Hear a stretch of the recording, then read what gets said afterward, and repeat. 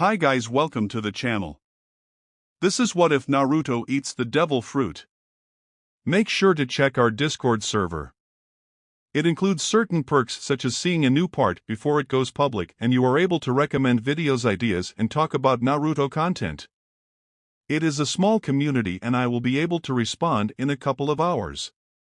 You can recommend a plethora of fanfictions that you guys want. Thank you guys so much for 1K. Discord server linked in the description and comments. Let's begin with the story. Freak. Demon. Kill him. Naruto ran as fast as his little 5-year-old legs could carry him. He kept running, not even looking back. Release me, and I will make them go away, whispered a soothing voice. Who said that? Said Naruto as a beer bottle hit the ground right in front of him. He surprised himself as he was able to jump a clear foot into the air over the glass and continue running. Trust me. If you release me, then I will make sure no one ever bothers you again. You will be free, trust me, said the voice. It's a dead end up ahead. That demon has nowhere to go. Okay, I release you. Please help me get out of here, shouted Naruto. His body froze as dark crimson chakra swirled around him. Ah! The little boy screamed as his body was ripped to pieces by the vile chakra. That is all he could remember before everything went black. Naruto slowly opened his eyes and found himself staring at an unfamiliar ceiling. He blinked a few times, wondering where he was. Strange, he couldn't remember anything except for his name. Uzumaki Naruto. Nothing else. Not what he was doing here, how he got here, or anything else for that matter. I wonder what happened to me, he thought as he stared down at his heavily bandaged chest. Strange, he didn't feel hurt or anything. He hopped out of bed and grimaced a bit. Okay, maybe he is injured a bit. Still, he wanted to find out where he was. Like all children his age, he had the inability to stay still and a huge deal of curiosity. Opening the door, he headed into the next room. It was a nice living room area. A curious look appeared in his eyes as he realized no one was home. Did he live here? The sounds of something coming outside made him turn around just as the door opened, and in walked a tall, handsome man wearing a white jacket. Naruto tilted his head curiously as the man had short black hair, a bit on the thin side, and brown eyes. Oh, I see you are awake, smiled the man. I am Dr. Higurashi. I don't think you should be out of bed with the type of injuries I found on you. Tell me, were you attacked by a wild animal? I don't know, blinked Naruto, scratching the back of his head. Dr. Higurashi frowned as he pulled out a small flashlight and walked over to Naruto. He gave the boy a reassuring smile before kneeling down. Keep your eyes open for me and follow the light. Naruto blinked a few times, uncomfortable, before doing as he was told. It seems you are fine, mentally. I think perhaps you are suffering from amnesia, not surprising taking into account how you were found. A confused look appeared in Naruto's eyes. Forgive me.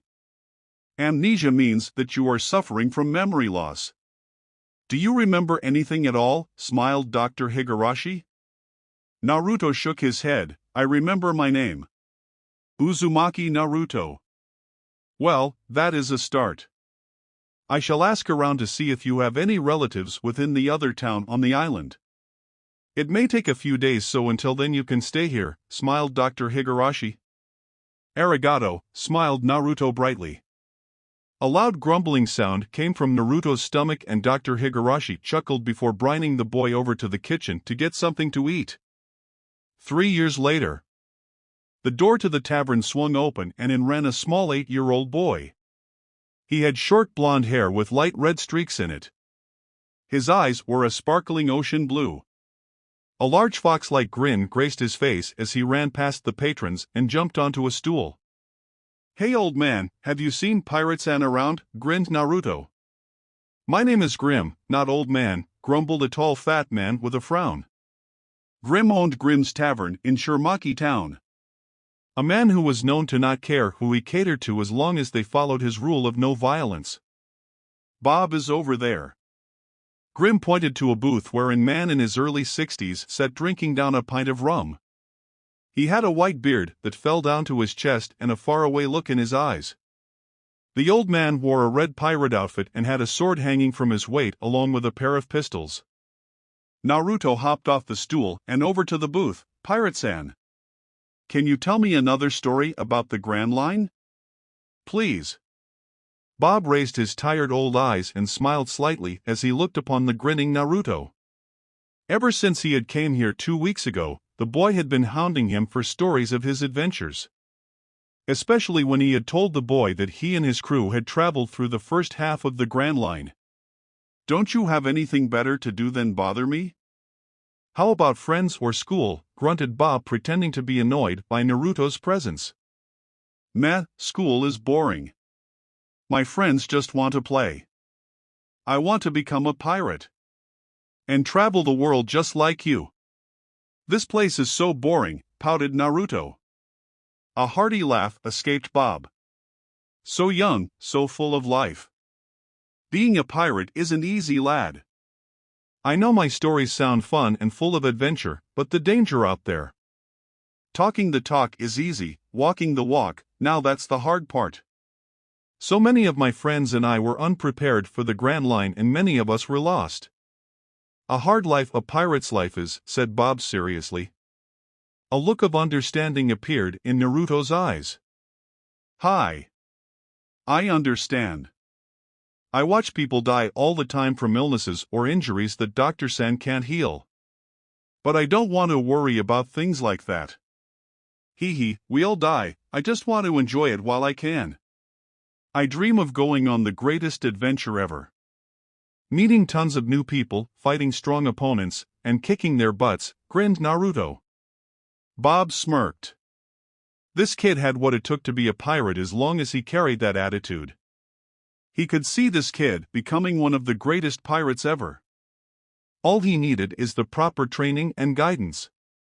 "You want to do something fun? How about you and I get out of here and I teach you how to use a sword? I may not be the best swordsman in the lands, but I am pretty damn good." Naruto grinned widely and nodded vigorously. The two left the tavern with Bob laughing at Naruto's enthusiasm. 2 years later, woods. Naruto sat on the ground patiently as Bob taught him all he knew about the world government, Marines, and Grand Line. Bob may not have ever fully explored the Grand Line, but he had managed to make it through the first half before his crew was killed in what was now known as the New World. Not many knew it, but Bob had a bounty of 85 million berry on his head. In fact, no one on this island knew it that Bob had been a rather infamous and powerful pirate back in his younger days. The world government controls the Marines, who have most of their forces in the Grand Line. They are Marines in each of the 4 oceans, but they are nothing to the forces located in the Grand Line, said Bob, taking a swing from his flask. "If the Grand Line is so hard to navigate through, then how come so many Marines are able to do so?" asked Naruto curiously. "Simple, they have ways to move through the calm belt and use eternal poses to get to whatever island they need to. Now, there are many uncharted islands, but once you have an eternal pose to somewhere, you don't need to wait like you do with a log pose," explained Bob. Naruto frowned. "Doesn't seem fair." Bob laughed. "Nothing in life is. A pirate's life is all about facing insurmountable odds and overcoming them. Life ain't fair, boy. You either accept that, or be crushed by the weight of the world." A grin appeared on Naruto's face. "Unafraid. Tell me more about devil fruit," grinned Naruto. Leaning back, Bob told him the limited knowledge that he knew. Not much is known about them. Heck, all I know is that when you find a weirdly colored fruit that tastes absolutely horrible, you probably just ate a devil fruit. Each fruit is different, impossible to tell what will become of you until you take a bite." Bob's eyes became hard and serious. "In the Grand Line, be prepared to fight those who have weak powers of turning into slime to those who can call upon the very forces of nature. The weakness of all devil fruit users is the ocean, of course. They are all hammers in the water, but no true warrior will be stupid enough to land in the ocean. Listen closely, because this is the best advice I will ever give you. Naruto leaned in close. Everyone has a weakness, smirked Bob. Ha! Everyone has a weakness. No one in this world is a god. Everyone, and I mean goddamn everyone, has a weakness. Do you think Gold Roger became Pirate King without any devil fruit powers off of pure luck? Hell no. Bob pointed his finger at Naruto and spoke with a hard voice. That man never gave up and always fought on. He knew better than anyone that there is always a way to win. One just needs to look for it. He pointed at his head. I guarantee if you use your head to win a fight, then there is no one in the world you can't beat, smirked Bob. A fox-like grin appeared on Naruto's face. I plan on being one of the strongest with or without a devil fruit. Though it would be cool to have some awesome power, grinned Naruto. Then you wouldn't be able to swim, smirked Bob. Oh well, I was never good at swimming. I feel like a hammer already in the water, the two burst out laughing. Break! Dr. Higurashi sat in his chair with a sad look in his eyes. The Marines had come to town today and they had took Bob, or should he say the infamous pirate cutthroat Bobby, whom had a 85 million berry bounty on his head.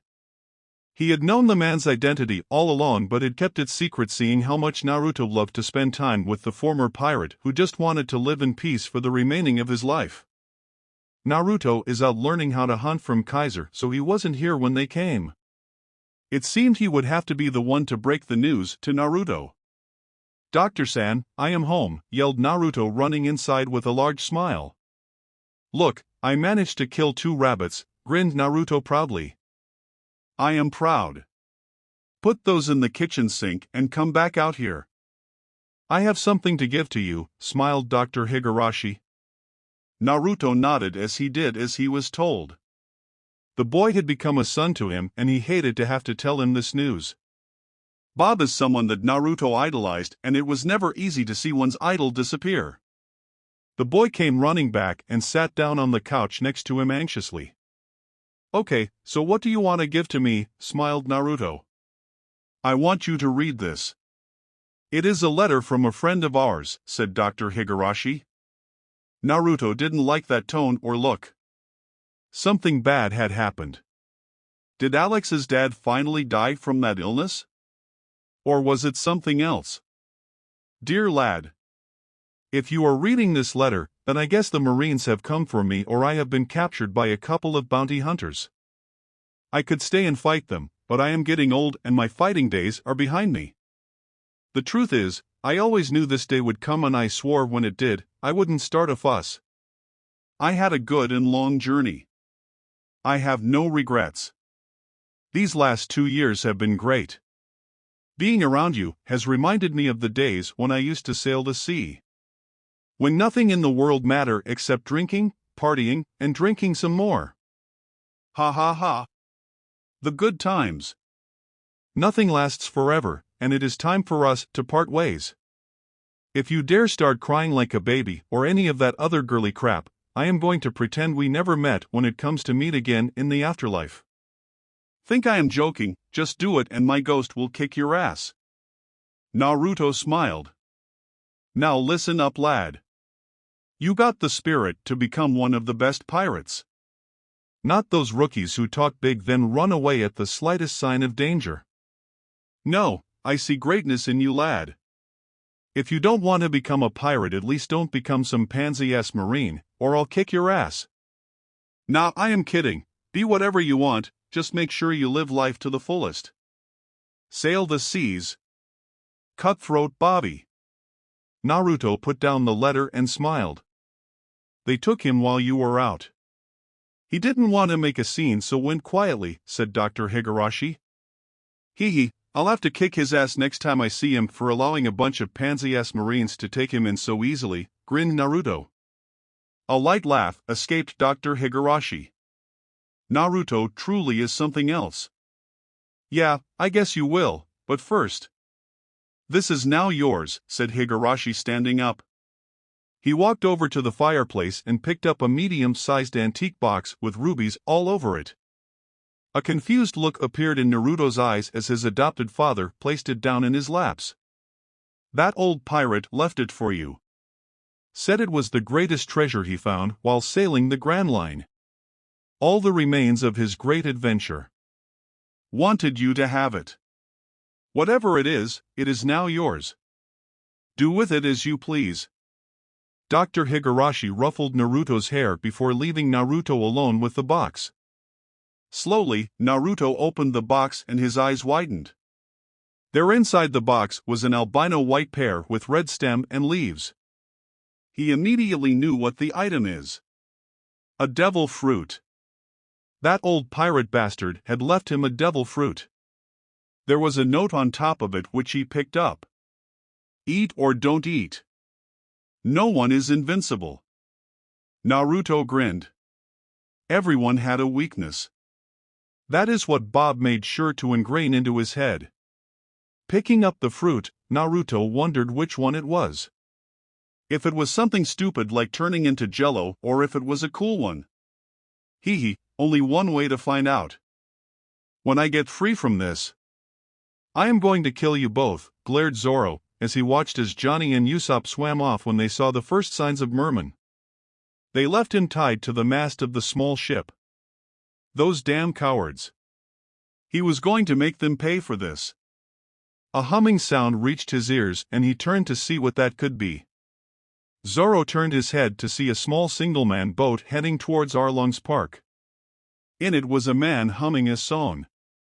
He had long light blonde hair that fell down past his shoulders, a loosely-fitting orange shirt that hung open revealing his muscular chest, and a pair of black slacks. His eyes were closed as he hummed a light tune while relaxing in his boat. "Hey pal," yelled Zoro. The man stopped humming and opened his eyes. A curious look appeared in the man's eyes. "Yo, do you know that you are tied up?" pointed out the man. Zoro gained a tick. "Of course I do. Can you give me a hand?" "Sure," smiled the man. He stood up, stretched his arms and legs. Zoro gained a slight twitch as the man took a good 3 to 5 minutes to stretch. "Name is Uzumaki Naruto. Roranoa Zoro, now get me out of this." Naruto jumped from his ship and landed in front of Zoro. Just as he was about to untie the ropes, 3 blurs burst out of the water and landed on the ship. Look what we got here." "A couple of humans," smirked one of the mermen. "Yeah, one is already tied up for us," smirked another. "This doesn't look good," blinked Naruto. "I am going to kill Usopp and Johnny," thought Zoro. Arlong's park. Arlong smirked as he looked down at the 2 tied-up prisoners. "What have we got here?" "A couple of humans." The merman laughed while Zoro frowned and Naruto tilted his head in confusion. "What is a human?" "You humans are so filthy and disgusting that I decided to call you humans to describe what you truly are," laughed Arlong. This incited another round of laughter. "Dude, that is the stupidest thing I have ever heard. I have heard 3-year-olds come up with better insults," deadpan Naruto. An angry look appeared in Arlong's eyes. Zoro smirked. He is starting to like this Naruto. Man wasn't afraid of anything. What is going on out here? "I can barely concentrate up in my room," demanded a feminine voice. Out from behind Arlong came a pretty orange-haired woman. "Nami? What are you doing with him?" frowned Zoro. "You know this man Nami?" asked Arlong. Nami smirked. "Yeah. This is one of the pirates I tricked into believing I was his friend." "What an idiot." Arlong and the others started to laugh as Nami looked down upon Zoro. She ignored Naruto, who blinked in confusion. Zoro's eyes widened as Nami showed him the tattoo on her upper right arm. The tattoo that was identical to the Jolly Roger that Arlong flew on his flag. "So you really are with them? I thought you hated pirates, but it looks like that was all a scam," glared Zoro. "Haha, idiot. I only joined you to get your treasure and money. Now that I got that, nothing else matters," smirked Nami. "Ha, that's my girl. You would sell out your own mother as long as it meant making a quick berry," laughed Arlong and his gang. It was then that Naruto and Zoro noticed the look in her eyes. That look of pure hatred towards Arlong and his pirates. She was putting on an act. Why? They didn't know, but it had to be a really good reason to put up with this bunch of pirates. Really? Well then, if that's the case, Zoro never finished as he used his legs to jump back into the water. They were all surprised by this action. What a fool! Saves us the trouble of having to deal with him, laughed one of the mermen. Nami clenched her fists before kicking off her shoes and diving in. Arlong narrowed his eyes as Nami came back up with Zoro, who was coughing up water. Idiot, she started to kick Zoro over and over again where he had been injured by Mihawk. Zoro coughed up some blood as Nami looked down at him dispassionately. Ha, looks like you're not as all bad as you pretend to be, smirked Zoro before grunting as he was kicked again. I'm so confused. You hate humans yet you have some hot girl working for you? And then hot girl saves the swordsman. I'm so lost, frowned Naruto. Arlong looked right at Nami. What do you plan to do with these two? He completely ignored Naruto. Nami put her sandals back on and scowled as she looked at the two. Lock them up until I can find something to do with them. I'll make sure it is very painful. Arlong smirked, glad to see where her true loyalty lied. Hey swordsman, can we break free now or is there something keeping us here? Asked Naruto. Zoro raised an eyebrow. You can get free? Naruto nodded. A tick appeared on Zoro's forehead. The mermen grabbed the two and started to push them towards the dungeons located beneath Arlong Park. Too late now. Damn her for reopening my wounds. I need a bit of a break to rest, grumbled Zoro. Sure. I wouldn't feel right kicking all their asses when you seem to have some personal grudge against them, grinned Naruto. A smirk appeared on Zoro's face. Naruto reminded him a lot of Luffy, but just a bit smarter. Though they both had the same carefree attitude. Cell. The doors to Zoro and Naruto's cell opened up. They both looked up to see Nami standing in the doorway. She tossed a knife that cut through the ropes binding Zoro before tossing his sword down in front of him. Get out here. Just take your ship and leave. What is going on here doesn't concern you at all. Okay? So just leave, ordered Nami angrily before leaving. That is one bipolar, hot chick. I like her, grinned Naruto, standing up the ropes that were binding him lying on the ground. How did you do that? Asked Zoro, placing his sword on his waist. Naruto blinked before Zoro pointed to the ropes. He grinned as bones in the shape of spikes started to emerge from his arms. Ate the Hon Hon no Mi, bone fruit, allows me to manipulate the bones in my body however I want, explained Naruto. Sounds painful, winced Zoro slightly. Man, you have no idea how hard it was first learning to control my powers. But, you know, eventually you get used to it, grinned Naruto. The two walked out of the cell and up the stairs leading out of the place. Naruto placed his hands behind his head. So, what is the plan? Do we just beat everyone up? Kill them? What do we do?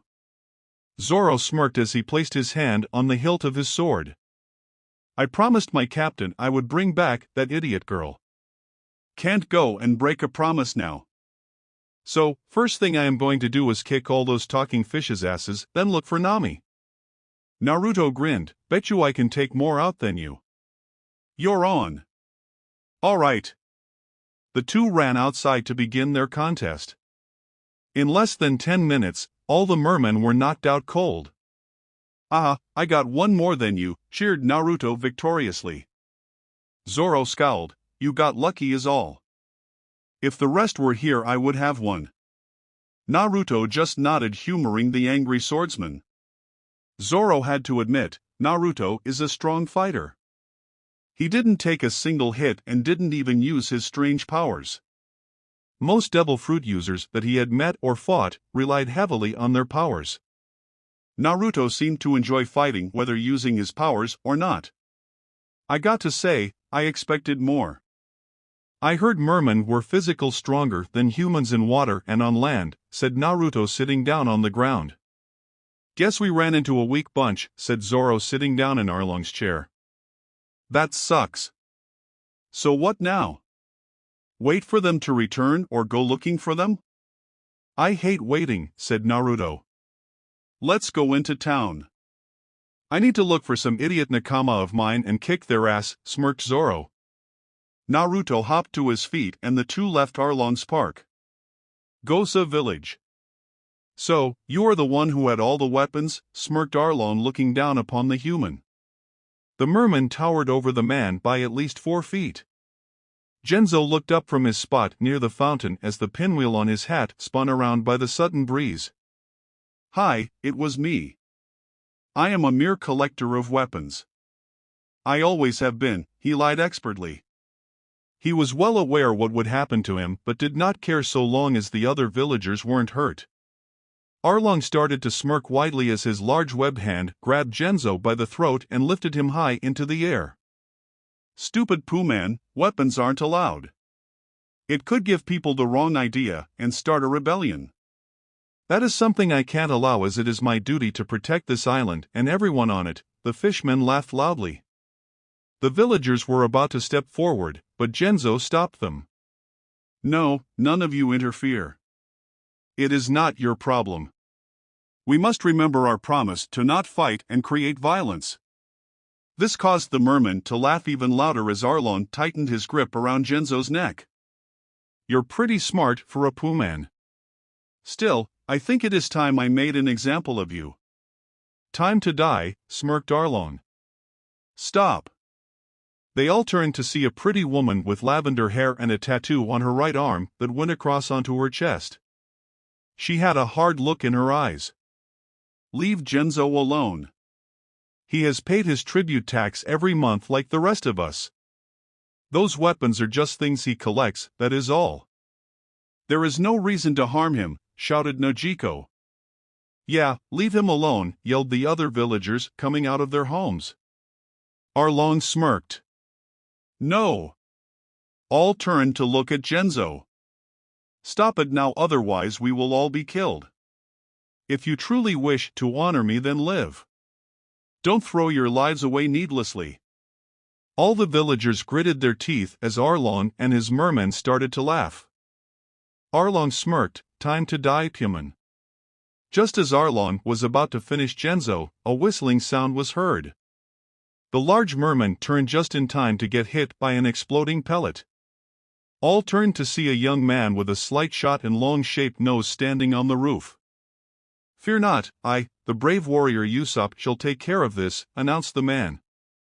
I am going to kill him, roared Arlong.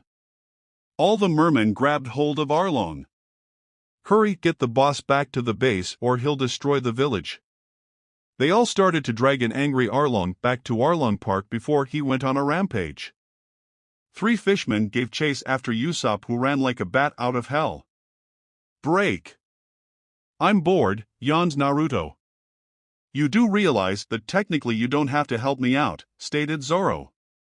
Don't say that. If I left now, how would you ever get the chance to prove that me beating you in our last contest wasn't a fluke? Don't you want to know for sure that I am better than you? Naruto grinned widely. Zoro gained a tick, watch it. Naruto laughed a bit before Zoro shut him up by pointing ahead. There up ahead was a town. They walked into town and Naruto blinked. Yo, what happened to that house? Zoro looked to see a destroyed house as if it had been hit by an earthquake. Yet every other home seemed to be fine. That is strange. Hey you, said Zoro walking up to one of the villagers, I am looking for Arlong. Have you seen him? Arlong, he just left after being attacked by some long-nosed guy with a slight shot, said a villager. Long-nosed with a slingshot? Naruto tilted his head. That's Usopp, groaned Zoro. A village came running through the village panting heavily. What's wrong, Jim? Asked a villager. That long-nosed guy. I just saw him get captured by a group of fishmen. They took him to Arlong Park, panted Jim heavily. Zoro's eyes widened. That idiot, he'll be killed after what happened after we left. I have to hurry before he is killed. The swordsman took off with Naruto running right beside him. Mind explaining who Usopp is? Asked Naruto, matching Zoro's speed with ease. He is a friend and a nakama, that was all that needed to be said. The two picked up the speed. If the situation weren't so serious, Zoro would be impressed that Naruto is keeping pace without any problems. The two ran down the trail when a sudden noise made them stop. It sounded like someone was screaming. Both turned and their eyes widened as a small boat came crashing through the woods with a man with a straw hat yelling with a large smile. Zoro! Oh shit! Naruto/Zoro said before getting clobbered by the ship. It hit the side of small plateau and completely destroyed. We made it, yelled Luffy with a large smile. Luffy! What the hell are you doing? Yelled Zoro angrily. Aw man, that hurt. But man was that awesome, laughed Naruto. Luffy blinked in confusion. What do you mean? I came here to help you get Nami back. How come you haven't got Nami back yet? And where is Usopp and Johnny?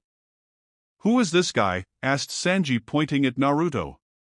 No time. We need to hurry. Usopp was captured by Arlong, and if we don't hurry he will be killed, yelled Zoro, about to run off. It's too late. Usopp is already dead, said Johnny, showing up with tears streaming down his face. He fell to his knees as everyone turned to look at him.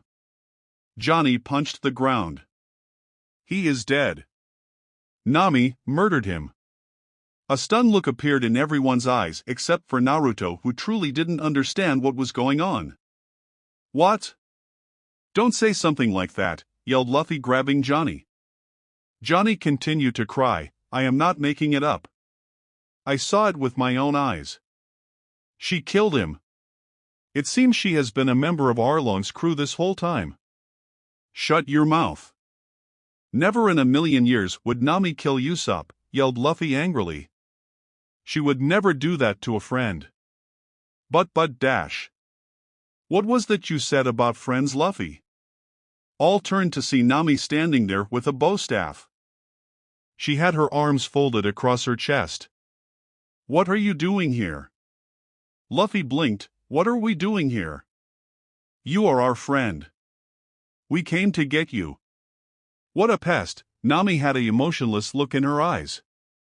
I am so lost, stated Naruto. Me too, admitted Sanji, but doesn't Nami Swan look beautiful? Naruto's sweat dropped as a heart appeared in Sanji's eye. Friends, huh? Don't make me laugh. You are just pathetic enough to deserve each other. Damn you. You killed him. I watched you do it, yelled Johnny, pointing a finger at Nami. He started to shake. Now big bro Usopp is gone. Nami smiled. Yep, that's right. So why don't you kill me and get your revenge? Johnny stuttered in confusion. Word to the wise, because of your friend's stupidity. Arlong is prepared to kill Zoro and his crew. I don't care how monstrously strong you think you are no match for the real monsters. Naruto scratched the back of his head. That was mean. I promise you that if you stay on this island you will die. So you have a choice to make, smirked Nami, life or death. Zoro glared angrily. Sanji was smiling. Her heartless face is so hot. Hi Nami, it's me Sanji. Let's run away together. Strange guy. But she is pretty hot, grinned Naruto. Nami, where is Usopp? Demanded Zoro. With the fishes. Cut the crap. He drew his sword and charged forward, but never got close when he was forced to dodge a kick from Sanji. What are you doing? How sad, a swordsman drawing his sword on a lady, frowned Sanji. Idiot, don't you see what is happening here? You are starting to piss me off. Sanji smirked. If someone had stopped me that easily, I would be mad too. Zoro narrowed his eyes. What? Watch what you say or something bad might happen to you. Big bros, calm down. Now is not the time to be fighting, yelled Yusaku, stepping between Sanji and Zoro. He's right. You outsiders have no right to interfere with the affairs of this island. Don't you get it yet? The only reason I joined up with you is so I could rob you of everything you owned. Now that I have that, there is really no reason for us to associate, stated Nami coldly. So go find some other lame navigator and go travel to the Grand Line. She pointed her staff right at them. Now leave here, you are an eyesore. Luffy looked at her before falling back on the ground. Big bro Luffy, shouted Yusaku and Johnny. I'm sleepy. How can you sleep at a time like this? A nap does sound good, said Naruto, finding a seat in the shade. I am tired. Don't want to butt into their affairs, but I am not leaving either. Good night, said Luffy, closing his eyes. Nami clenched her fist. Fine. Whatever. Just go ahead and die. She ran off, not bothering to look back. Naruto leaned back and put his hands behind his head. So, is this your whole crew, Zoro? A sigh escaped Zoro as he took a seat on the ground. Yeah. Guy lying down in the middle of the road is our Captain Luffy. Johnny and Yusaku are old bounty hunter partners of mine. The idiot with the cigarette is our chef. Cool. Big bro Zoro, we should leave the island. Now that we know the truth about Nami, there is no reason to stay here. My reason for staying is right there. Zoro looked at Luffy, who was sleeping. As long as he stays, so do I. If you two want to leave, then go. Fine. You stay, but I am not. My role as a guide comes to an end, said Johnny. Yeah, I am with him. Guess this cuts our reunion short, said Yusaku. The two bounty hunters waved goodbye as Zoro turned to look at Luffy, who continued to sleep. Can you make ramen? Asked Naruto.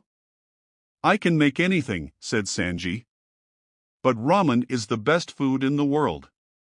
Why would you want to make anything else? Grinned Naruto. Sanji raised an eyebrow. Ramen is not the best thing in the world. Yes, it is. No, it isn't. It is. Is not. Is to. Is not. Is to. Is not. Shut up. You are both giving me a headache, yelled Zoro angrily. Naruto and Sanji fell silent. Is to. Sanji glared as Naruto looked away innocently, pretending as if he hadn't said a thing. You said Usopp had a long nose, right? Blinked Naruto. Yeah, why? Asked Zoro. Naruto lifted a finger and pointed down the road. Zoro and Sanji turned to see Usopp running towards them. I knew she couldn't have killed him. Namiswan is a sweet girl, smiled Sanji. Zoro! Luffy, yelled Usopp. Luffy woke up slowly and Usopp, unable to stop in time, tripped over the young pirate captain. Usopp! Did Nami do this to you? He lifted Usopp up, who now had a bent nose from crashing face first into the ground. Naruto laughed loudly while Zoro and Sanji shook their heads. You know, we kind of heard you were dead, said Zoro. Stupid Johnny. He was spouting nonsense that entire time, yelled Luffy. Well, in a way it's the truth. But I am alive, because she saved my life, said Usopp. Break. Nojiko walked towards her house after tending to the tangerine trees. She saw a teapot being thrown out the window and frowned. Walking into her home, she looked to see her sister sitting at the table with a treasure map in front of her. Mind telling me what is wrong? Said Nojiko, taking a seat across from Nami. Nothing, just a little upset is all, lied Nami. Those guys, huh? Nami looked up with wide eyes. You know? Yeah, that one with the long nose, Usopp. I spoke to him. He told me that you were their nakama. Told me you laughed and smiled, smirked Nojiko. Nami looked away, not meeting her sister's eyes. I thought he was crazy. But I guess he was telling the truth, seeing is how you are here. Come on, tell me who these guys are. A silence reigned between the two. I had planned to forget about them.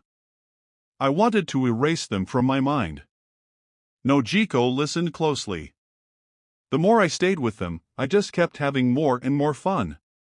For the first time in years, I felt free. The truth is, if it were possible, I would join up with those guys and sail around the world. Nami fell asleep with Nojiko looking down at her fondly.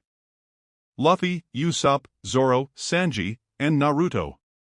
So that is how Nami saved my life. It appears she has some hidden agenda, said Usopp. Man, you guys sure have some crazy times. But I don't think this concerns me. I'll see you all around, grinned Naruto, giving a small wave. Luffy blinked. Who was that? Everyone's face faulted as Naruto had been here the entire time and now he just noticed him? How slow could Luffy be? Naruto walked away with a large fox-like grin. Man, I am starving.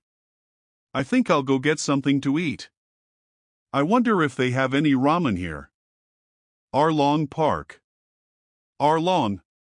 All the fishmen turned to see Nami with a look of pure anger in her eyes as she ran towards Arlong. The leader of the fishmen wasn't in the least bit intimidated and smirked. Nami, you seem upset. What is wrong? Smirked Arlong. Nami clenched her fists. We had a deal. I give you 100 million berry and you hand over the village to me. You promised.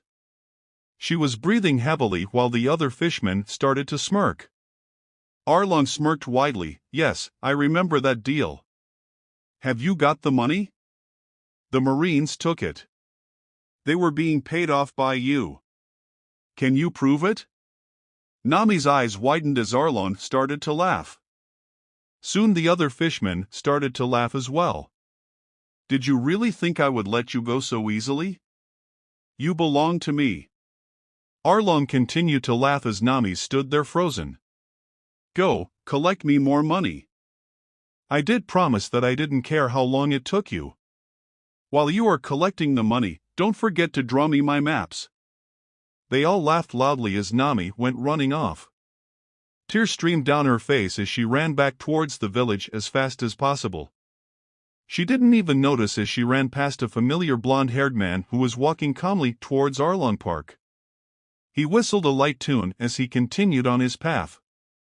Man, that had been some good ramen that they had served. Am I going the right way? Blinked Naruto.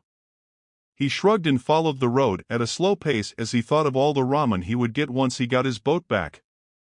What should have been a 5-minute walk turned into a 15-minute daydream. Pathetic. You weaklings don't come back here or next time we will finish you off. Naruto tilted his head as he saw two familiar men get thrown out of Arlong Parks. Johnny and Yasaku were their names if he remembered correctly. They looked like they had seen better days. You both look like you got your asses kicked, stated Naruto looking down at each man. Have you come to avenge Nami as well? Grunted Johnny. Nope. I came here to get my ship back, smiled Naruto. Your ship? Blinked Yasaku. Yep, they took my ship when they captured me earlier. I came to get it back. Nice to see you two again. Johnny and Yasaku watched as Naruto entered Arlong Park humming an unfamiliar tune. Arlong and his fishmen turned to see Naruto humming a tune. His eyes lit up in delight upon seeing the human that had managed to escape them. A smirk appeared on his face as his men surrounded Naruto. Ha, thank you for saving me the trouble of having to find you. For that I will grant you a quick death, smirked Arlong. Actually, I came here to get my ship. I want it back, smiled Naruto. Ahahaha, laughed Arlong and his men. Fool, we destroyed your puny ship after capturing you. And even if we didn't, do you really think I would give it back to you? Naruto frowned. Well then you owe me a new ship. I'll just take whatever you got. I'm not picky. Fool, you are not leaving here alive, said a fishman wearing a blue karate gi. Listen, I really don't want to have to kick your asses again. It was barely fun the first time, sighed Naruto. That earned him angry glares. They were about to attack when a loud banging sound was heard. All turned just in time to see the wall be destroyed, and there standing with his fist forward was Luffy. Zoro, Sanji, Usopp, and the villagers from the town stood behind him. "I am looking for Arlong," said Luffy. "Did he take your ship as well?" asked Naruto. This made everyone sweat drop. "You came here for your ship," said Zoro. "Yeah, remember they took it after we got caught." "I want it back," smiled Naruto, turning to face Zoro. The fishman took this time to attack, running towards Naruto with his back turned. "Look out!" yelled Nojiko. Naruto just continued to grin. The four fishmen who tried to sneak up on Naruto froze inches from him. They stood there with their eyes wide in horror. There stood Naruto with 10 bone spikes 2 feet long and 3 inches thick sticking out of his back, piercing through each fishman. A dark look appeared in Naruto's eyes. Only cowards attack a person when their back is turned. "I can't stand cowards," said Naruto coldly, turning his head. All 4 fishmen were shot backwards as the spikes propelled from Naruto's back, launching them at their friends who dived out of the way. "A devil fruit user," said Arlong. "Whoa, that was so cool." "Hey, become my nakama," yelled Luffy with a large smile. "Idiot, now is not the time for that," yelled Zoro. Naruto blinked and shrugged, "Sure. But the chef there has to make me a big bowl of ramen." "No way." "Deal," grinned Luffy. Sanji kicked Luffy in the head. "So guess the question is now, who gets to fight who?" grinned Naruto. 2 bones in the shape of handles slowly emerged from his shoulder blades. He grabbed each bone handle and pulled them out, revealing them to be bones in the shape of swords. "Oh Zoro, you're not the only one who knows how to fight with a sword." Zoro smirked as he drew his own blade, while Luffy used his Gomu Gomu no pistol to punch Arlong right across the face. Belmir's grave. Nami couldn't believe it. After 8 years of stealing and working for that bastard Arlong, it was all over. Arlong had been defeated. Now here she sat in front of her mother's grave as the village celebrated the defeat of Arlong. A large smile appeared on her face as she stared at the grave.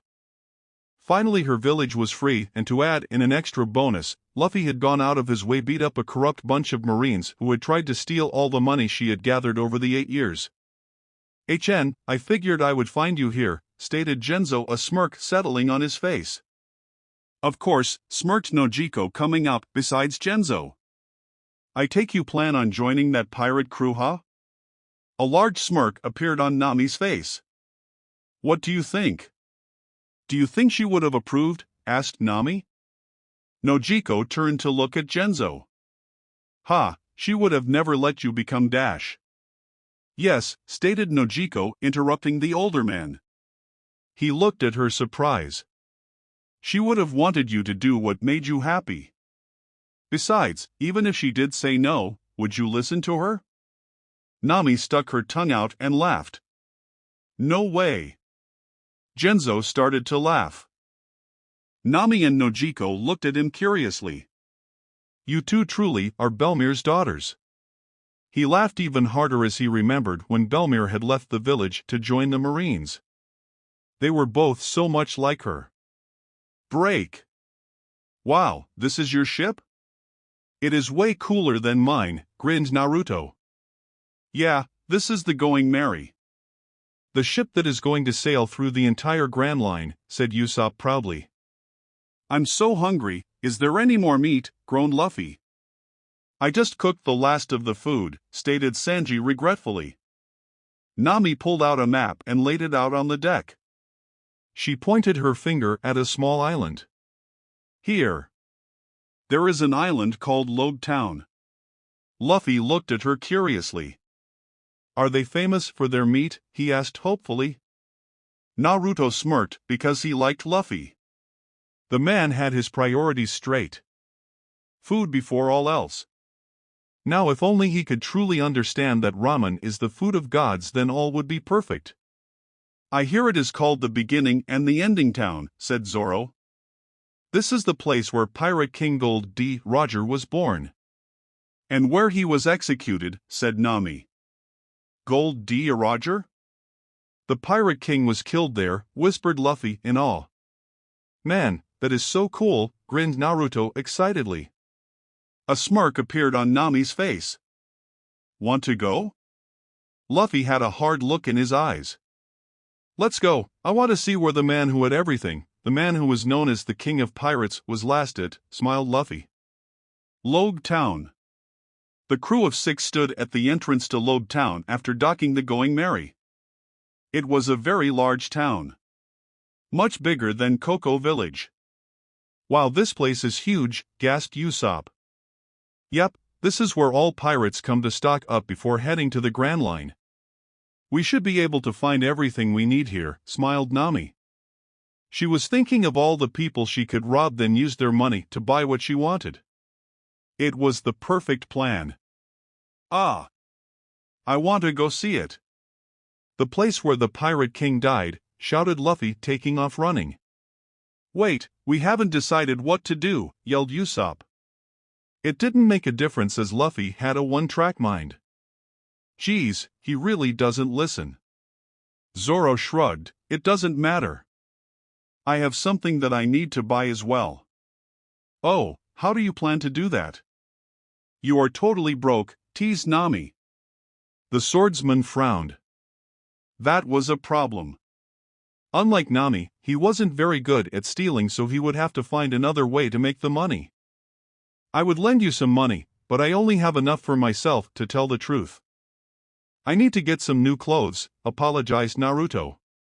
Zoro cursed inwardly as Nami smiled while holding out 100,000 berry. Marine base at Logue Town. Sir!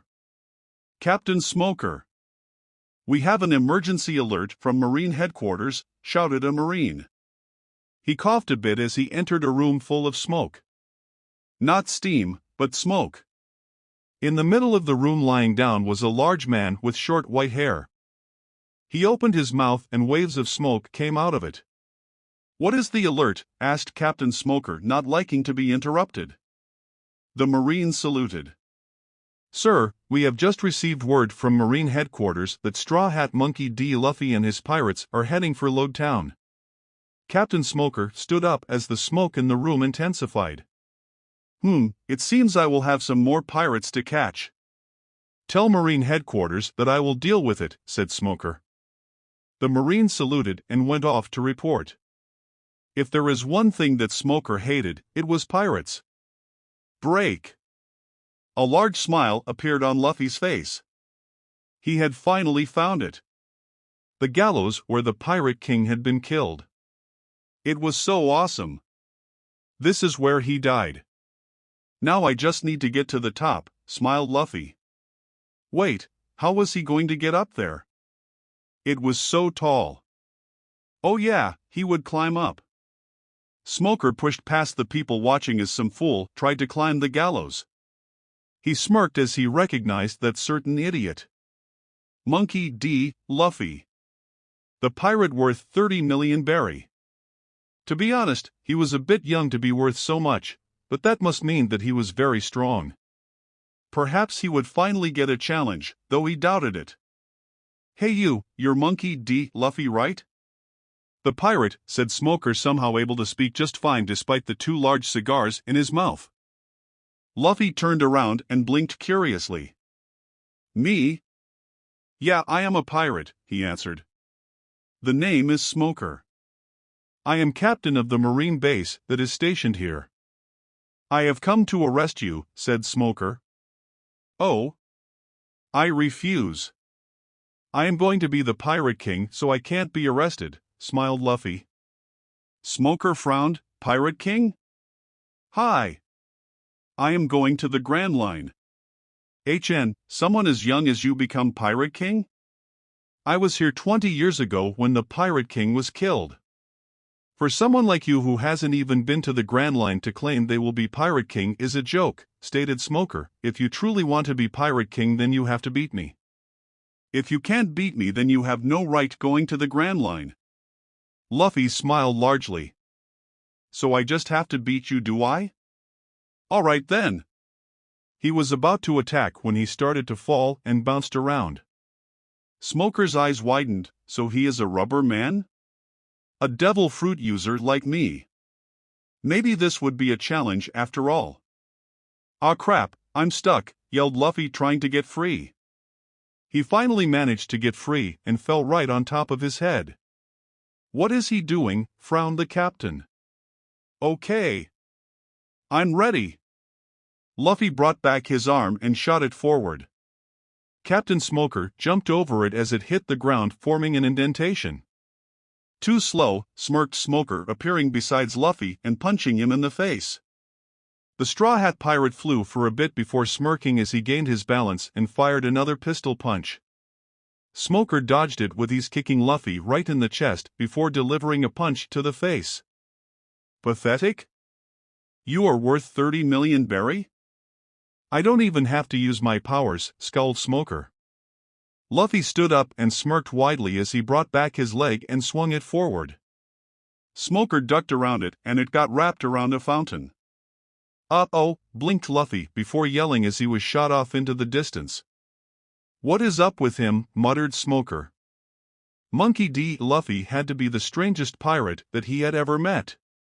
Elsewhere. Naruto grinned happily as he checked out his new outfit. A simple white shirt with no sleeves and was cut down the middle on both sides. This allowed him to move it out of the way so that when he used his powers he would rip or poke holes in it.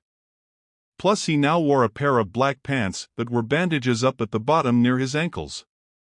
To finish the outfit he wore his favorite open-toed sandals that Dr. Higurashi had customized for him that let his toes breath. He just hated regular shoes, and those floppy sandals were a big no. These sandals were perfect with rubber soles and very comfortable. "I'll take 3 more pairs of these shirts in red, blue, and purple. Plus, I want 5 more pairs of these pants in white and black," grinned Naruto.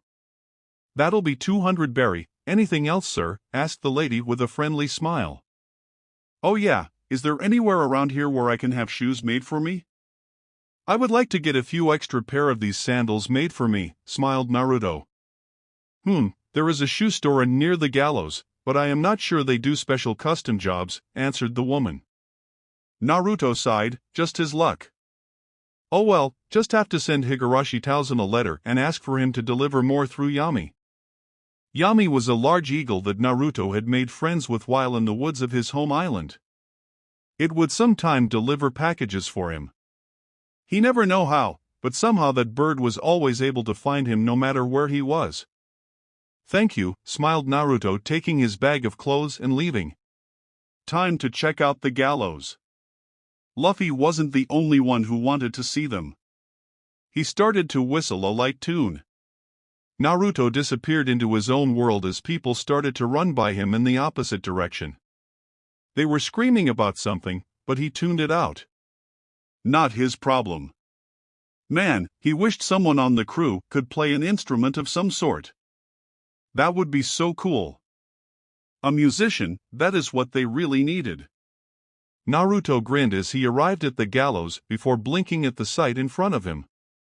Buggy laughed loudly as he raised the sword above his head. The skies started to darken and rain fell down heavily. There, lying trapped in the bindings, was Monkey D. Luffy, unable to escape. Down on the ground, Zoro and Sanji did their best to get to their captain. "Time to die, Monkey D. Luffy." "Now all bear witness to the flashy execution," shouted Buggy, raising his sword high. Zoro and Sanji continued to fight, knowing they needed to hurry. Luffy saw the sword heading for his neck and looked up to smile. "Sorry," he started, "I'm dead." The Straw Hat Pirate continued to smile as the sword grew closer. Buggy smiled widely as he was about to kill the Straw Hat Pirate who dare mock and humiliate him. It was never to happen, as several pinging were heard as the sword was knocked out of Buggy's hand. If that wasn't enough, a sudden lightning bolt struck the tower, electrocuting the clown. Man, that sure was a close call. "Good thing I have semi-perfect aim," grinned Naruto. He had his right hand with his point finger pointed at Buggy. Basically, he had made a pistol with his hand. Nice shooting, smirked Zoro. Surround those pirates now, ordered Smoker. The captain was staring at Luffy. He was smiling. Could he have known he would be saved by his crew? No, he had accepted death and prepared for it completely. Only one other man had that smile upon his death. An image of the Pirate King just as he was executed appeared in his head.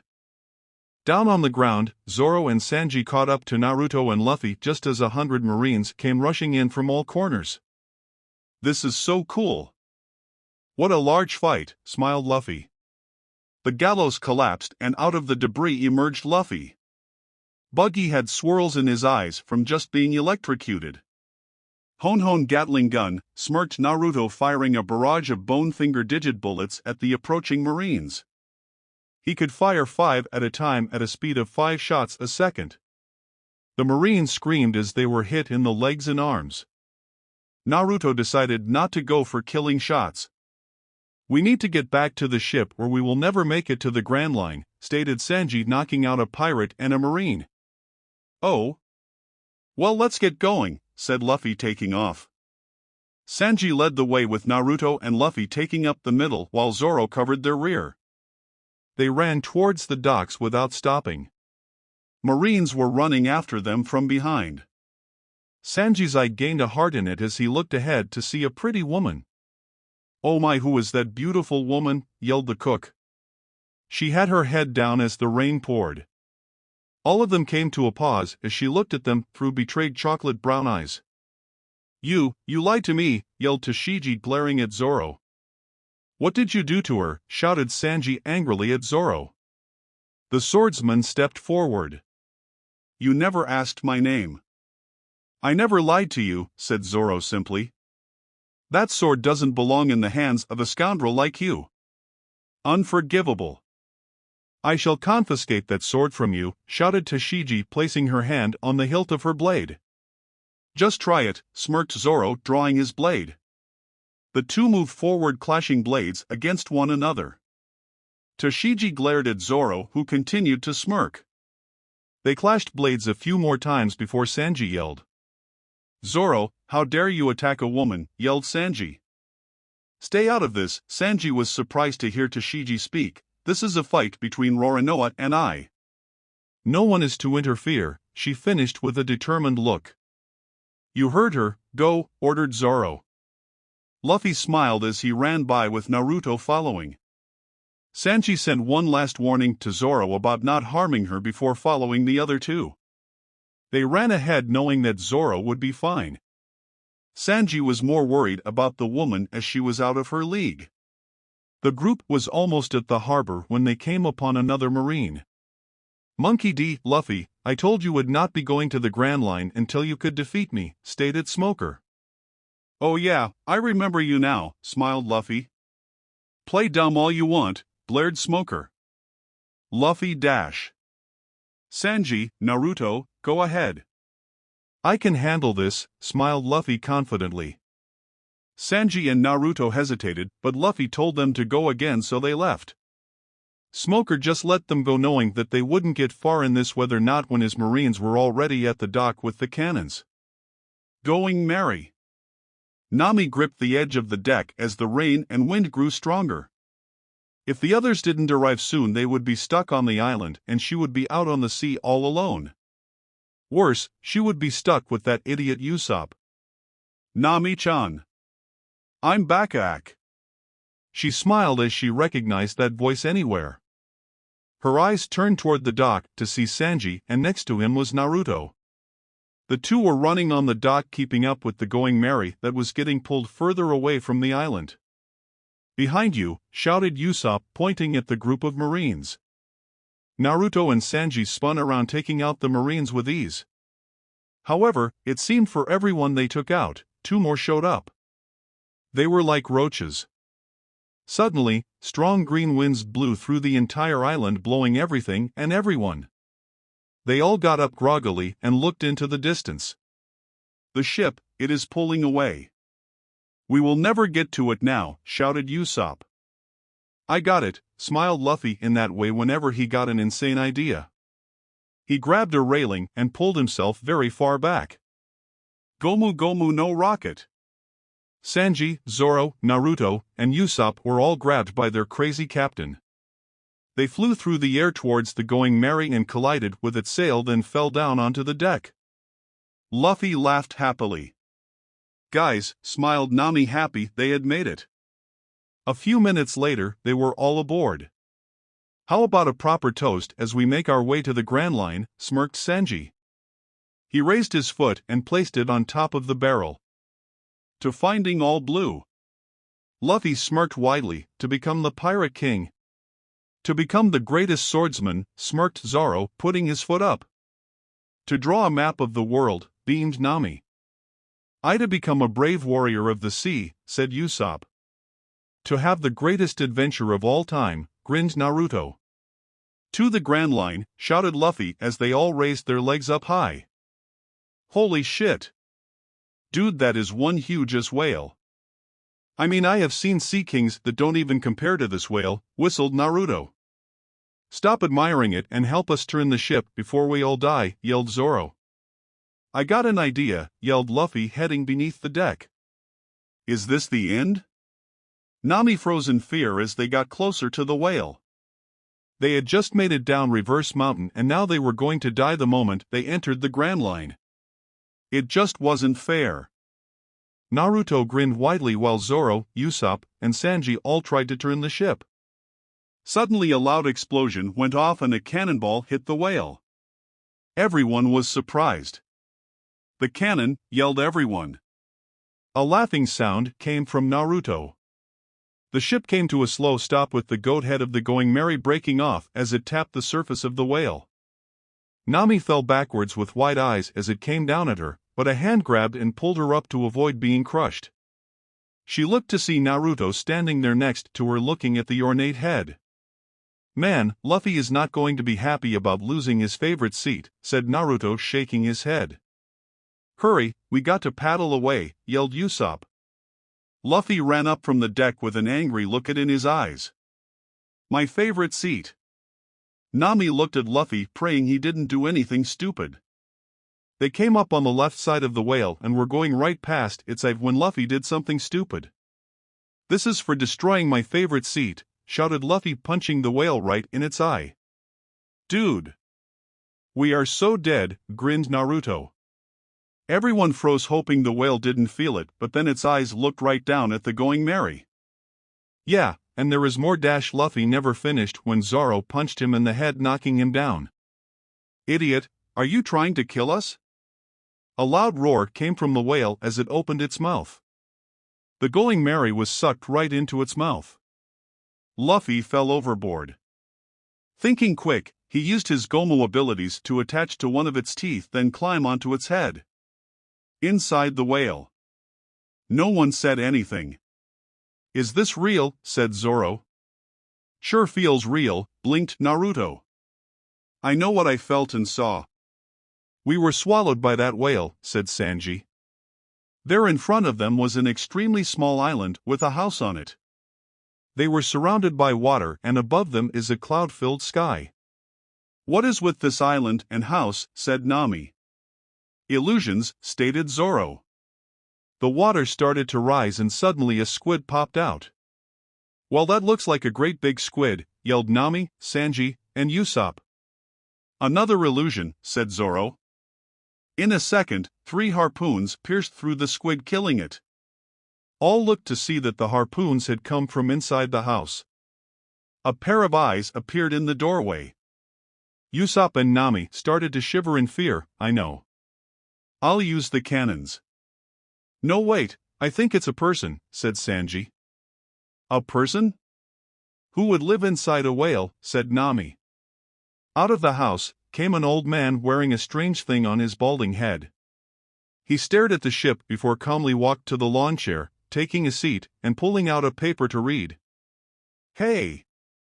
You just going to ignore us? Shouted Sanji. The man said nothing as he continued to read. Hey, we got cannons back here.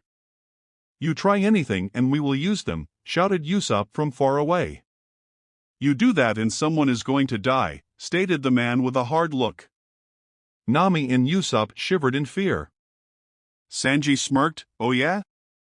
Who is that going to be?" "Me of course," said the man simply. "Excuse me." Sanji stopped when Zoro put a hand on his shoulder. "Give it a rest. I don't think the old man is all there." "That bastard. He is mocking us," glared Sanji. Zoro smirked, "Hey, I got 2 questions. Where are we and who are you?" The old man's eyes narrowed and a tense silence followed. "Dude, how did you get a recent paper living inside a whale?" Everyone's jaws dropped as Naruto stood behind the old man looking over his shoulder at the paper. "What the hell are you doing over there?" they all yelled. Naruto grinned sheepishly, "So loud over there." "Idiot," they yelled. "Name is Crocus, I am the keeper of the lighthouse at the Cape. I am a Gemini and 71.5 years old," started the old man, not in the least bit perturbed by Naruto's appearance behind him. Now it was Zoro's turn to be angry. The old man is mocking them. "I would tell you where you are, but seeing is how you have been so rude. All I will say is that you are trespassing on my private resort. Besides, it should be obvious where you are, seeing is how you were eaten by a whale." "Since when does a whale's stomach have clouds?" yelled Nami. "Actually, I think this is quite nice. I wonder if it's possible to paint the inside of my stomach like that," wondered Naruto looking down at his stomach. "It's a giant mural," yelled Usopp. "Holy shit. Dude, that is one huge-ass whale. I mean, I have seen sea kings that don't even compare to this whale," whistled Naruto. "Stop admiring it and help us turn the ship before we all die," yelled Zoro. "I got an idea," yelled Luffy, heading beneath the deck. "Is this the end?" Nami froze in fear as they got closer to the whale. They had just made it down Reverse Mountain and now they were going to die the moment they entered the Grand Line. It just wasn't fair. Naruto grinned widely while Zoro, Usopp, and Sanji all tried to turn the ship. Suddenly a loud explosion went off and a cannonball hit the whale. Everyone was surprised. "The cannon!" yelled everyone. A laughing sound came from Naruto. The ship came to a slow stop with the goat head of the Going Merry breaking off as it tapped the surface of the whale. Nami fell backwards with wide eyes as it came down at her, but a hand grabbed and pulled her up to avoid being crushed. She looked to see Naruto standing there next to her looking at the ornate head.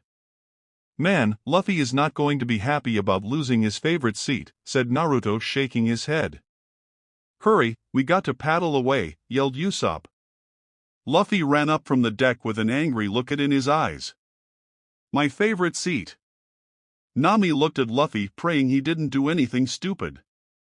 They came up on the left side of the whale and were going right past its eye when Luffy did something stupid. "This is for destroying my favorite seat," shouted Luffy, punching the whale right in its eye.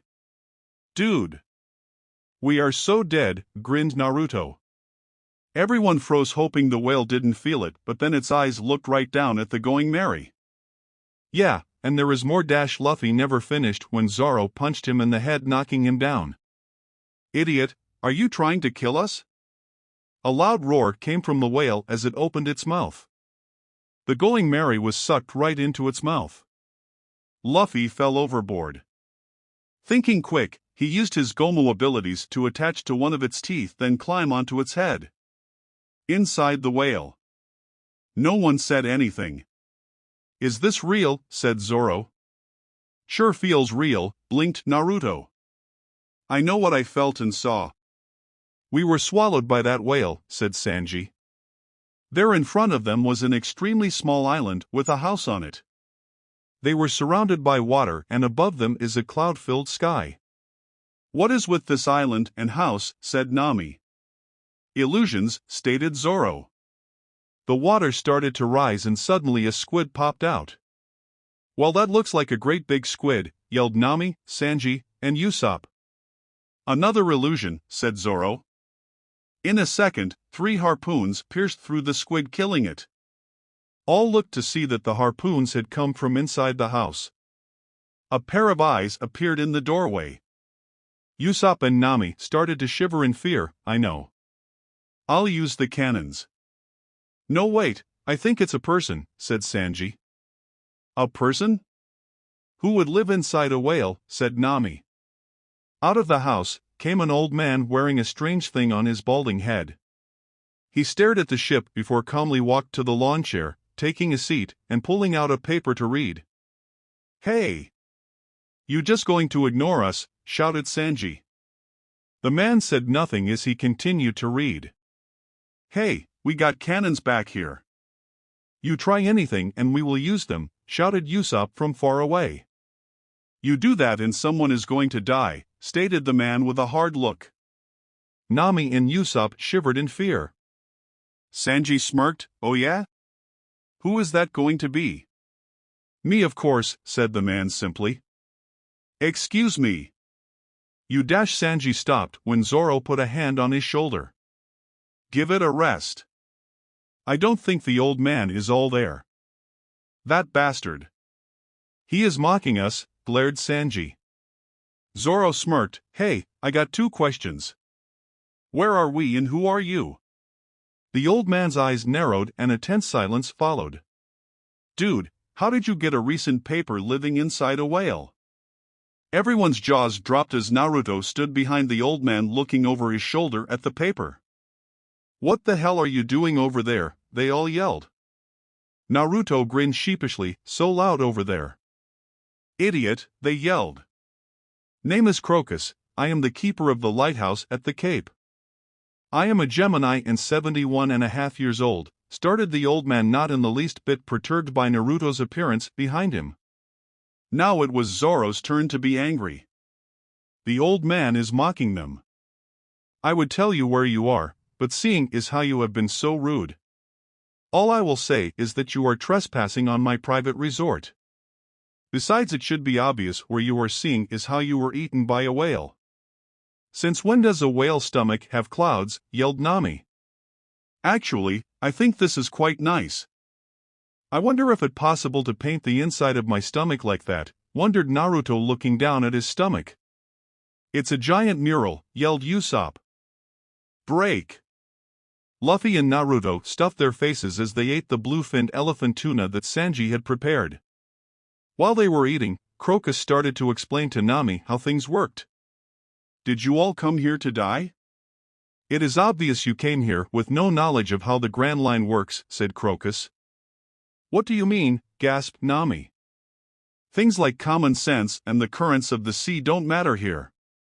The Grand Line is the most dangerous place in the world, and I just don't mean because of all the other pirates out there. What makes it so dangerous is that it is impossible to navigate using a regular compass. Only a log pose can navigate through the Grand Line. It is specially designed to pick up the magnetic fields produced by a powerful magnetic field that surrounds each island, said Crocus. Wait, if we don't have a way to navigate through the Grand Line, then we are screwed, stated Nami. Usopp yelled, You are the navigator. Navigate us through it. If you need a log pose, I got one, said Naruto, causing everyone to look at him. He tossed a strange-looked wristwatch at Nami. It was a round hourglass with a needle in the middle. Hey, I got one of those too, said Luffy, holding out an identical wristwatch. How the hell did you two get these? Yelled Nami. Bought it, answered Naruto. Found it, answered Luffy. Nami's eyes twitched. You bastards, you ate the whole elephant tuna, yelled Sanji with a horror-filled look in his eyes. Naruto and Luffy grinned, delicious. I wanted Nami to try it. Get her some then. Yeah. Sanji seethed in anger and delivered a spinning kick, sending them both flying into Nami. They collided into Nami, destroying both log pose. Nami clenched her fists and in a blur started to beat up all 3 men. You idiots, now we will never be able to leave here, she yelled, covering them in bruises. Crocus laughed, not to worry. I have a spare one you can have. Nami's eyes lit up in delight. Hey, we need a favor. All turned around to see Mr. 9 and Miss Wednesday. Journey to Whiskey Peak. The most awesome snowman, yelled Luffy proudly. Please, what I have created is a true piece of art, smirked Usopp, pointing at the beautiful snow mermaid. Luffy's eyes widened in awe. No way, mine is the best, grinned Naruto. There standing next to Naruto was a snowman twice the size of the one that Luffy had made with buff muscles and an arrogant smirk on its face. All over its body were spikes, Naruto's bones, giving it a badass appearance. Cool, grinned Luffy, snowman punch. Usopp's mermaid had its head blown off. Naruto started to laugh before firing one of his snowman spikes destroyed Luffy's snowman's head. He stopped laughing when a snowball took off his own snowman's head. The three then got into a snow war, every man for themselves. A scream came from the galley interrupting their fun. Nami burst out of the galley and started to scream, "Turn the ship 180 degrees portside." "What is going on?" asked Naruto. "Yeah, we are on the same course," blinked Luffy. "No, the currents have spun us around," started Nami when thunder and lightning filled the skies. It soon started to rain heavily. "Hurry, or we will get lost in this storm." Everyone started to do as she ordered except for Zoro, who managed to sleep through the whole thing. A couple hours later, they were all lying on the deck tired. Zoro yawned as he woke up from his nap.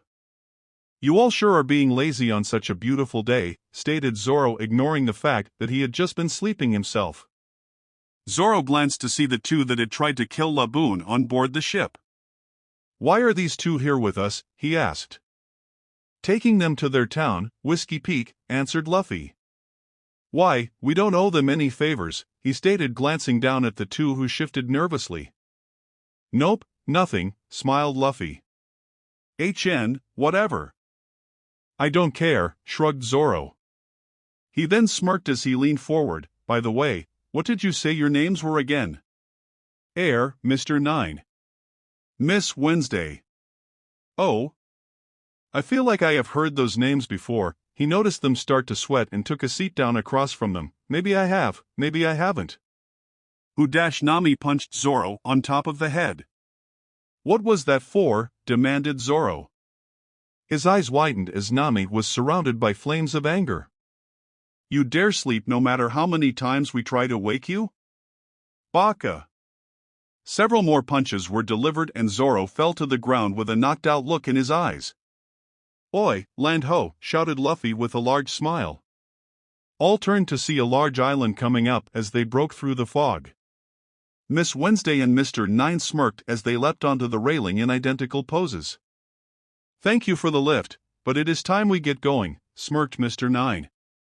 "Yes, perhaps we will meet again, but until then," smiled Miss Wednesday. "Bye-bye, baby," they both said as they leapt overboard into the water, then started to swim towards the island. "Strange people," blinked Usopp. "They were really in sync," said Naruto with an impressed look. Nami bopped him over the head. "This island won't have monsters, will it?" trembled Usopp. Naruto grinned. "I hope so." "If it does, then we will leave," said Luffy simply. Naruto pouted at hearing that. "We can't," frowned Nami. "Oh, why not?" Luffy tilted his head in confusion. "Because the log pose has to have time to adapt to the island's magnetic field. Each island is different, but we can't leave until we get the next set of magnetic coordinates," explained Nami. Zoro yawned. "Oh well, then we just stay until we get the coordinates. No point in wasting time worrying about it." "Yeah, I will protect Nami-chan from anything out there," stated Sanji with his hard eye. "All right then, let's go," shouted Luffy excitedly. Whiskey Peak. The Straw Hat Pirates broke through the fog to find a most curious sight. Loud cheers, flashes of camera, and music filled their ears. The entire island had come out to welcome them. Everyone was welcoming them with large smiles. Even the mayor had come out. "Come, we must celebrate your arrival," smiled the mayor. "Yash, let's do it," yelled Luffy, Sanji, Naruto, and Usopp. Nighttime rolled around and the entire crew had participated in the drinking, eating, and all-around celebration. The whole village had turned out to celebrate. Zoro and Nami were drinking their fill to win the 100,000 berry prize money for the person to be the last one standing after drinking the most. Luffy and Naruto had ate so much that 4 cooks had fainted from overexertion. Sanji was wooing over 20 women at a time. Soon all the Straw Hat Pirates had passed out from the festivities. Outside, the so-called mayor smirked. "So, I see you managed to meet the new guests, Mayor Ingram." "Or Mr. 8, smirked Mr. 9 from on top of the tavern. Miss Wednesday stood next to him before the two leapt down. Mr. 8 turned around with a large smile. "Yes, they are passed out inside as we speak. The town is already on a food shortage and I had a feeling you wouldn't be able to complete your mission," stated Mr. 8. Miss Wednesday flushed in embarrassment. "You don't have to go saying it like that," shouted Mr. 9 angrily. The back door to the tavern opened up and out walked a large nun with dark skin. She had been the final one Nami had beat in the drinking contest, or so the young navigator had thought. "How annoying, we had to put in much more alcohol towards the end there. I say we should have killed them the moment they landed. What could those 5 children done to us?" scowled the woman, tossing off the nun uniform to reveal a very muscular body wearing a polka-dot dress. Mr. 8 cleared his throat. "Miss Monday, do not speak so hastily. Those pirates are more than they appeared." He reached into his coat jacket and pulled out a wanted poster. It had Monkey D. Luffy's face on it and 30 million berry bounty beneath the picture. 30 million berry, they yelled except for Mr. 8. Mr. 8 nodded as he put the wanted posters back in his shirt. "If we kill them we only get 30% of the bounty. The world government enjoys their public executions," frowned Mr. 8 with obvious distaste. "I apologize," bowed Miss Monday. "So what do we do now?" asked Miss Wednesday. "Go! Capture them alive," ordered Mr. 8. "Hey, sorry to interrupt." All of them were stunned as they turned around to see the swordsman sitting on top of the building with his sword raised. He had a large smirk on his face. "But could you let them sleep a bit longer? They had a long trip this afternoon and could use the rest." The doors opened from behind the tavern and 2 men ran out. "Sir, the one with the green hair and swords has disappeared," shouted the man. "He's up there," glared Miss Wednesday. "Fiend! You should have been knocked out with all the drinking you have done," glared Mr. 8. Zoro smirked. "No true swordsman, no matter how weak or strong, will ever allow himself to be knocked out by a mere drink." His smirk widened as he watched as the whole town came out, all carry weapons. From pistols to swords, to weapons he had never even seen. "I see what is going on here. This is a bounty hunter's nest. You deceive merry pirates as they come in from the Grand Line, then take them for all they're worth." The swordsman stood up. "Must be roughly 100 bounty hunters here. I'll take you all on." His eyes narrowed. "Baroque Works." "How do you know that name?" yelled Mr. 8, who along with the others were surprised by this pirate's knowledge. "A while back when I was in this line of work, I was offered a position. I refused, of course. Members who don't even know each other except by codenames. Not to mention the boss's identity and location are a mystery even to its members. A criminal organization that faithfully carries out the orders of its leader." "Baroque Works," finished Zoro with a wide smirk. Mr. 8 started to speak with his head lowered. "This is surprising. But, since you know our secret, we have no choice but to eliminate you. And add another gravestone to the great cactus rock." His head raised and he smirked widely. "Come on then," smirked Zoro. "Kill him," yelled Mr. 8. His eyes widened in horror along with everyone else as Zoro was nowhere to be seen. They all looked around searching for the two. "Ah!" yelled one of the bounty hunters as Zoro stood in the middle of them pretending to look around as well. A smirk appeared on the swordsman's face. "Ready," smirked Zoro. "Bastard, you dare mock us." "Shoot him," they shouted. A group of 10 bounty hunters on each side raised their guns and fired. but screamed as they only hit each other. Zoro had once again disappeared. They once again looked all over for the green-haired swordsman. "Tell me," said Zoro as the sword pointed right at Mr. 8's neck. "Do you really think that you will only have to add just one gravestone?" Soon guns were pointed at him and Mr. 8 drew his own weapon, firing his shotgun of an instrument. 7 bounty hunters dropped dead, but Zoro was nowhere in sight. "I found the swordsman," shouted a new voice. "It is only a matter of time now before he is dead," smirked Mr. 8 as Miss Monday went to go help. Zoro smirked as he drew his newest blades and started to take them for a test run. With a single swing he took out 6 bounty hunters. "Kitetsu ha? Looks like you are going to be a problem child." "Got him," yelled a bounty hunter holding a bazooka. He was about to fire when a bone pierced through it and it exploded in the bounty hunter's hands. "Now you are just being selfish. Hogging all these bounty hunters to yourself." Zoro and the bounty hunters looked up to see Naruto standing on top of the building with a fox-like grin. "A bunch of weaklings like this, I don't need any help," smirked Zoro. Naruto grinned, "Bet I can take out more than you. Kill them both." "You're on," yelled Zoro, charging towards a group of bounty hunters.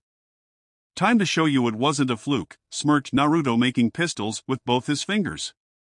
He took careful aim. Hon pistol. A barrage of bone finger bullets took down 7 bounty hunters. A large grin appeared on Naruto's face as 2 bone handles emerged from his shoulders. In a blur, another group of bounty hunter fell to the ground from multiple cuts. Why did everyone assume that Zoro is the only swordsman? No respect, no respect. A loud explosion made Naruto look up to see that muscular black woman get taken down. Heck, Zoro didn't even have to use his swords. Naruto fired several more finger bullets before running up, jumping from roof to roof. He smirked as he finally one of the leaders. Mr. 9, if he remembered the man's name correctly.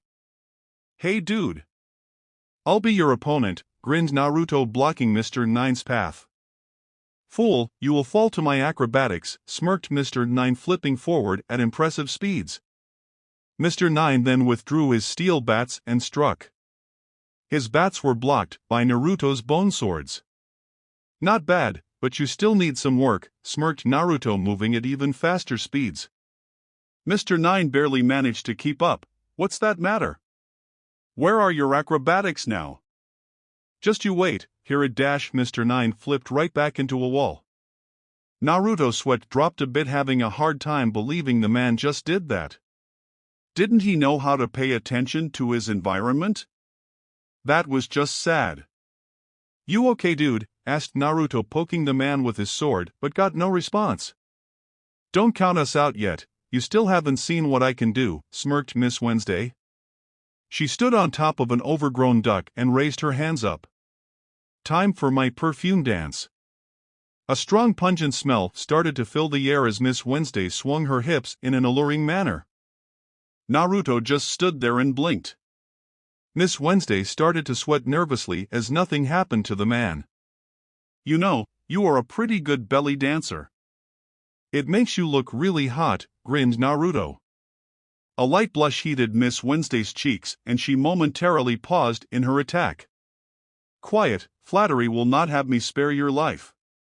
"Now go Karoo, Peacock Crusher," ordered Miss Wednesday, spinning around a strange weapon that Naruto had never seen. He stepped to the side and Karoo and Miss Wednesday went crashing into the wall behind him just like Mr. 9. "Tell me, does Baroque Works ever capture any pirates? Or do they just turn themselves in after being annoyed from all y'all attacks?" asked Naruto with a raised eyebrow. Ah, a scream was heard and Naruto looked up. He stepped to the side as Mr. 8 crashed into the ground with a cut across his chest. "That makes 53, smirked Zoro. "That isn't fair, you started taking them out before I was awake," yelled Naruto. "Whatever, you lose," shrugged Zoro. He pulled out a bottle of wine and started to drink from it. "This isn't over," glared Naruto. They didn't say any more as they sensed a new presence and turned around. There walked towards them were two people. One was a cute woman with short blonde hair, a yellow dress, and a matching umbrella. The other was a black man wearing a brown trench coat and coal-black eyes. One was a tall black man with curly black hair, and standing next to him was a pretty blonde woman with an umbrella. "How pathetic, you three being beat by these two," stated the black man. "Mr. 5, Miss Valentine," wheezed Mr. 9 with a smile. Finally, reinforcements had arrived. Mr. 5 said nothing while Miss Valentine laughed. "Have you come here to laugh at us or help?" grunted Mr. 8. Miss Valentine started to laugh. The two straw hat pirates remained calm, not in the least bit intimidated. "Fool, we didn't get set out to the front lines to help you take care of some weak no-name pirates. We have come here because the boss told us someone knew his secret. Seeing as how our organization revolves around secrecy, this cannot be tolerated. So we did some investigation, and guess where it led us," said Mr. 5. Mr. 8 and Miss Wednesday suddenly started to shake a bit in fear. Naruto and Zoro didn't fail to notice this, earning their curiosity. "Ha, it led us right to members of the King's Court. Captain of the Royal Guard Ingram and the missing Princess Neferati Vivi," said Mr. 5, holding out the picture of a woman that looked exactly like Miss Wednesday. "I will not let you harm the princess," yelled Mr. 8, standing up and pulling his bow tie, firing the cannons hidden in his curls. Mr. 5 and Miss Valentine didn't even bother to move as they were hit and caught in the explosion. "Run, Vivi! Now!" Miss Wednesday had tears in her eyes but nodded as she hopped on Karoo and took off. "We should help," said Naruto. "Why?" "I don't know. It seems like the right thing to do. We are pirates. Since when do we start to do the right thing? Besides, best not to get involved in affairs that don't involve us," said Zoro nonchalantly. "Yeah, but still. I always wanted to save a princess," grinned Naruto. Zoro slapped his forehead. "Please," both turned down to see Mr. 8 crawl towards them. "Please, I beg of you. Help Princess Vivi. All is lost." Naruto smiled while Zoro shook his head. "Sure, I'll help." Wait, all turned to see Nami sitting on the edge of a small building. She had a large smile on her face. "Zoro is right, we are pirates. If we are going to help, it should be for money," grinned Nami. "He already left," said Zoro, pointing at the empty spot next to him. "No," yelled Nami. Naruto was ruining her plans to make a fortune. She is a freaking princess, that meant she had to be loaded. Stupid Naruto. Princess Vivi. "Miss Monday," yelled Vivi in horror. Now two of her friends were dead and all she could do was run. They weren't really friends, but they did fight for her and that counted for something. Mr. 5 came walking out of the dust with a booger on his finger. "Time to die, princess." He flicked the booger right at her and she had no time to dodge. A small projectile hit the booger 10 feet away from the princess, causing it to explode prematurely. When the explosion died down, there stood Naruto in front of Vivi. "Dude, that is disgusting. You are a grown man. Why are you still picking your nose?" said Naruto, shaking his head. "I don't know who you are, but if you don't stand aside then you will die with her," said Mr. 5 coldly. Miss Valentine started to laugh. "I say we kill him anyway." "Why are you helping me?" asked Vivi, surprised. "You're cute and you did do a nice dance for me," winked Naruto. A blush heated Vivi's cheeks. "But mostly because that dude with all the curls asked me to." Another booger came flying at Naruto, but he shot it out of the air just as he did the last one. He then raised his hand up and fired all 5 finger bones at Miss Valentine, who was floating the air high above him. Her umbrella was shot out of her hand just as she got over him. "Take this, 10,000 kilo," she shouted angrily. Naruto blinked as bone spikes burst out all over his body. Miss Valentine's eyes widened as she realized what would happen if she landed on those spikes. She quickly lowered her weight to 1 pound, causing her to slow down. That is exactly what Naruto planned as he jumped up and delivered a powerful kick to her face. Vivi's eyes widened in awe as Miss Valentine was knocked through a building. The bones retracted back inside Naruto as he landed on the ground. As he touched the ground, he pivoted on his foot and delivered a spinning back kick to Mr. Five's face. Mr. Five went flying through 2 buildings before coming to a stop. I thought they were supposed to be stronger, blinked Naruto, scratching the back of his head. He took them both out with 1 hit apiece, thought Vivi in awe. A yawn escaped Naruto as he stretched out his arms. Okay, let's get going, princess. No point in staying here, said Naruto, walking away. Karu looked at Vivi, who nodded, and the two followed after the strange man who could manipulate his bones. An hour later, Luffy had woke up and almost attacked Zoro and Naruto for attacking the grateful villagers who fed them.